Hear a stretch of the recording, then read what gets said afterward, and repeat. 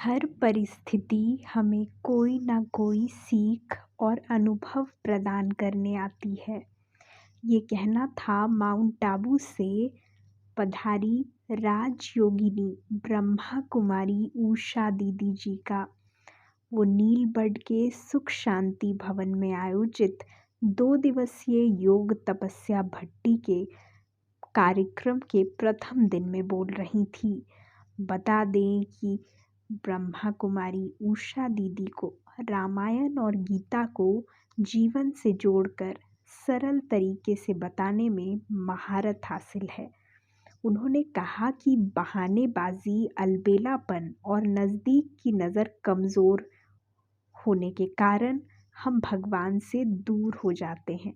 उन्होंने कहा कि भगवान के अनुसार बच्चे बहाने की बाजी लगाने में सबसे आगे हैं। अलबेलेपन में आज का काम कल पर टालते हैं। उन्होंने कहा कि हमारी नज़दीक की नज़र कमज़ोर है और दूर की नज़र तेज़ है। हमें सामने वाले की कमज़ोरी पहले दिख जाती है और अपनी कमियां नज़र नहीं आती है। उन्होंने कहा कि आज हम आध्यात्मिक पुरुषार्थ के लिए साधनों पर निर्भर हो गए हैं। लाल बत्ती जलेगी तो योग लगेगा, अगर गीत बजेगा तब योग लगेगा। उन्होंने ब्रह्मा कुमारी के संस्थापक प्रजापिता ब्रह्मा बाबा का उदाहरण देते हुए कहा कि ब्रह्मा बाबा 94 वर्ष की आयु में बिना किसी सहारे के कुर्सी पर बैठते थे।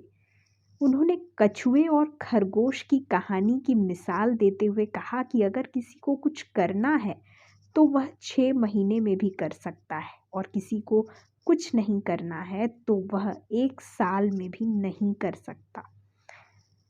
उन्होंने कहा कि ज्ञान सिर्फ सुनने और सुनाने के लिए नहीं है। उसे अगर जीवन में नहीं उतारा जाए तो ऐसे ज्ञान का कोई मतलब नहीं है। कमज़ोरी मतलब शक्ति और गुण का अभाव है।